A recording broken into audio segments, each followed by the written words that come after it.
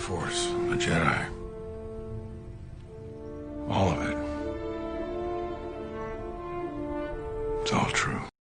Hello there, and welcome back to Star Wars Fiction. I hope you guys are as excited for Part 9 as I was making it for you. I really think you'll enjoy this one, but before we jump in, I want to thank all of you very much for all of your support for our channel.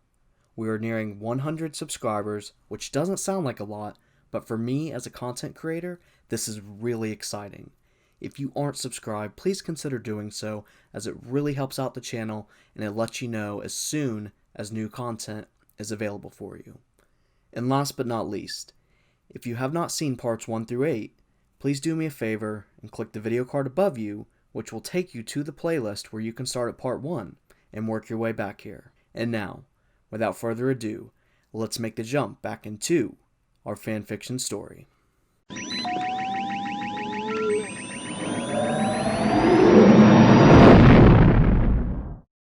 We find Luke and his father meditating, with their minds connected, sharing memories and thoughts. Luke saw the life of Anakin Skywalker for the first time, and he actually felt like he was reliving it. He felt his father's excitement winning the pod race, his sadness when he lost his mother, the joy when he saw his mother marry him, but he also felt the stress of the Clone Wars, the fear from the nightmare of losing her, the disappointment of being denied the rank of Jedi Master, even the desperation of needing to save Palpatine from the Jedi, the rage and power the dark side provided, the betrayal and confusion. He saw his mother being choked in front of his very eyes. He felt the burning lava of Mustafar, being near death once more as he had himself at the hands of the Emperor on the second Death Star. He then flashed through all the years of Vader, but now he felt trapped, only being able to break free for seconds when the girl known as Ahsoka, Padawan of Anakin Skywalker, temporarily pulled him out of Vader. But he was quickly pushed back in and locked up, as the Padawan barely escaped with her own life.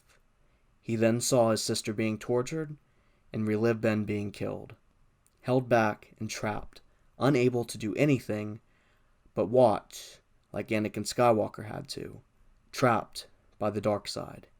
He felt the betrayal of Palpatine when his father learned that he had a son.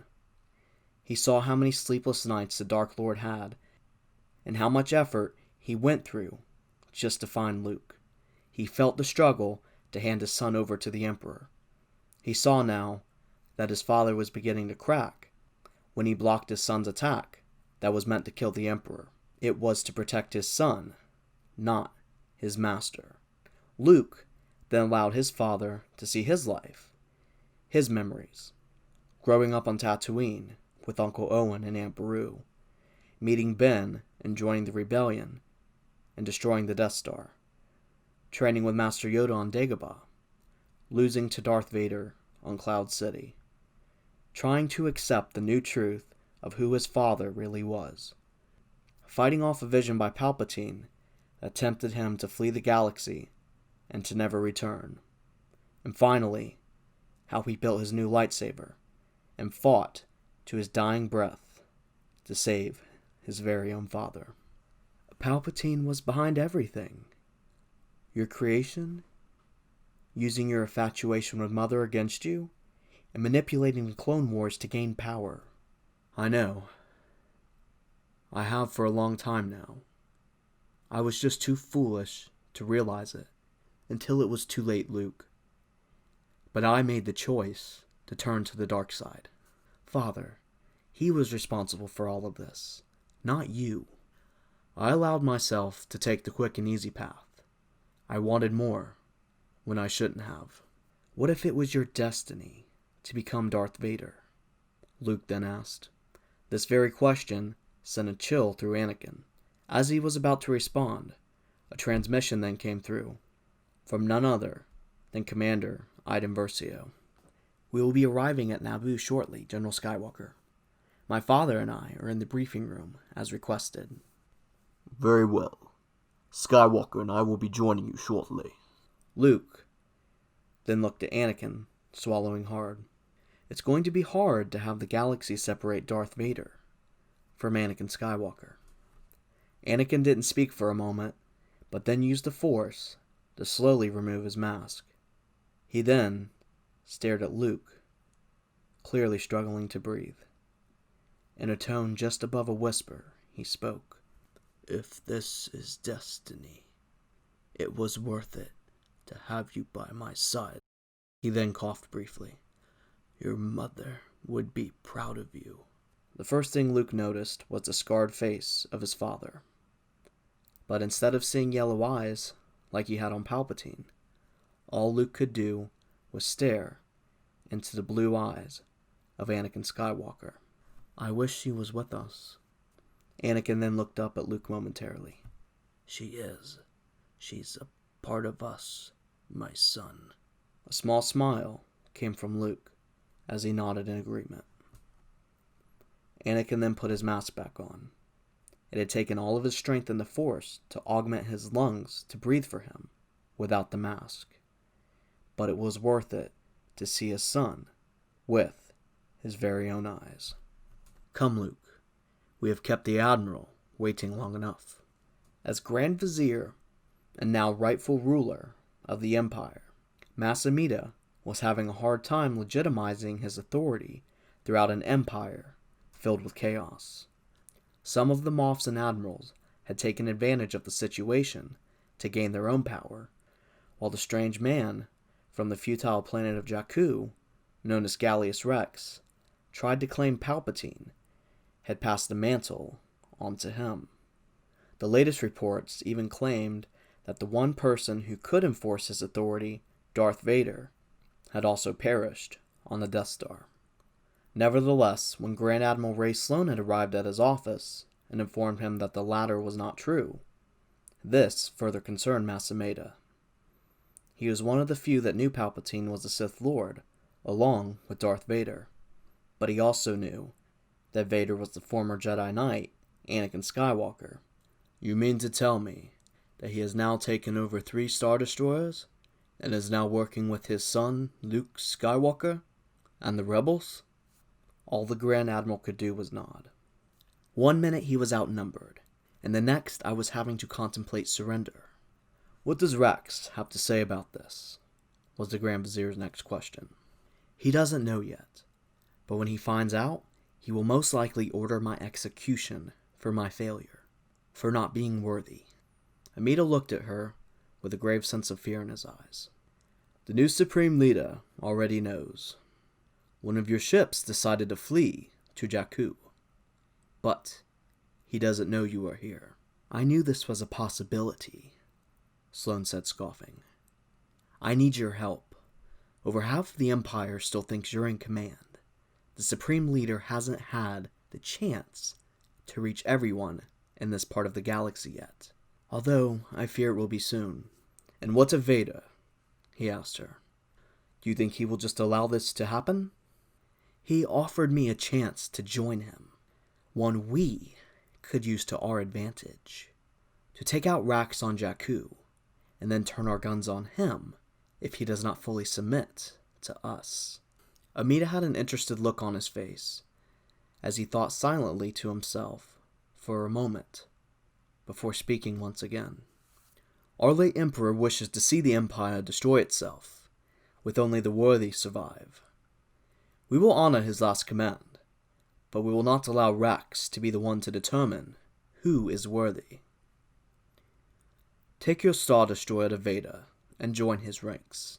Find out his plans and follow his command for now. Sloane then bowed her head and turned to leave. She had an idea of where she could find Darth Vader. We now find ourselves in the conference room of the Eviscicator. Anakin Skywalker is sitting at the head of the table, along with Luke. Across from them is Admiral Garrick Versio, and his daughter, Iden Versio. As your daughter told you, I am Anakin Skywalker. I joined Palpatine at the end of the Clone Wars and turned to the dark side and became Darth Vader. My son Luke was responsible for bringing me back to the light. to help me see the terrible things I have done in the name of the Empire. That we have done in the name of the Empire. Admiral Versio then cut in. That is the reason my wife is no longer with us. Iden helped me see through the fog of lies created by the Empire. Iden had her helmet off, and her smile could be seen. It's time we do something good for the galaxy, to make up for all we have done to harm it. Luke then stepped in. If we show the galaxy what we have done for Vardos, and soon Naboo, we can get the rebellion to fully rally behind us. With our combined strength, we can bring an end to the Empire and bring back the Republic. Anakin then added in. I cannot believe I'm saying this, Admiral Versio began. But let us hope the rebels bring enough ships to assist us in quickly taking back Naboo. A few hours later, the Eviscicator and the Dauntless came out of hyperspace near Naboo. Luke had never seen it with his own eyes before, but he now knew the history of the planet and its importance to his family. His mother had once been a queen and then a senator here.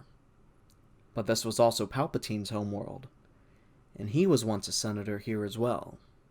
He then noticed the weather satellites already set up and ready to wreak havoc upon the planet. In the distance, there were several Imperial Star Destroyers guarding them. Perhaps when this war is over, you can see where your mother lived, and meet your relatives, Anakin said, walking up to join Luke.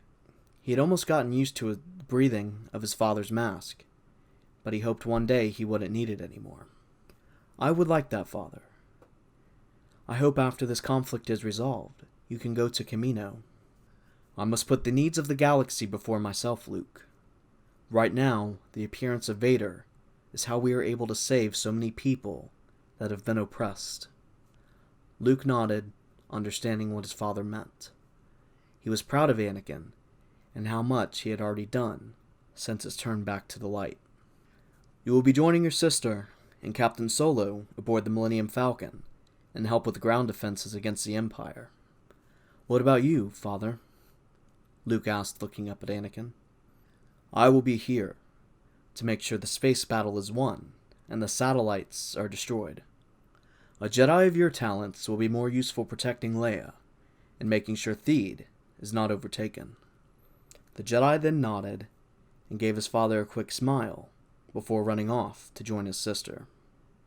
Anakin watched his son leave, as it reminded him of his younger self as a Jedi. Perhaps one day he could be the mentor Luke needed to restart the Jedi Order. Alright everyone, that is a wrap for part 9. I'll be honest, I didn't want to stop when it came to writing the script. I just wanted to keep going. But that means I'll be even more excited to make part 10 for you. If you enjoyed part 9, please make sure to give this video a like.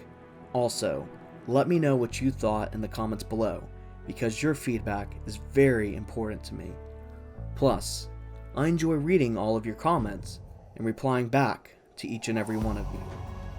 And you never know, your ideas could make it into this fanfiction story. Well, until next time, my friends, stay safe out there, and may the Force be with you, wherever you may be, in the galaxy, far, far away.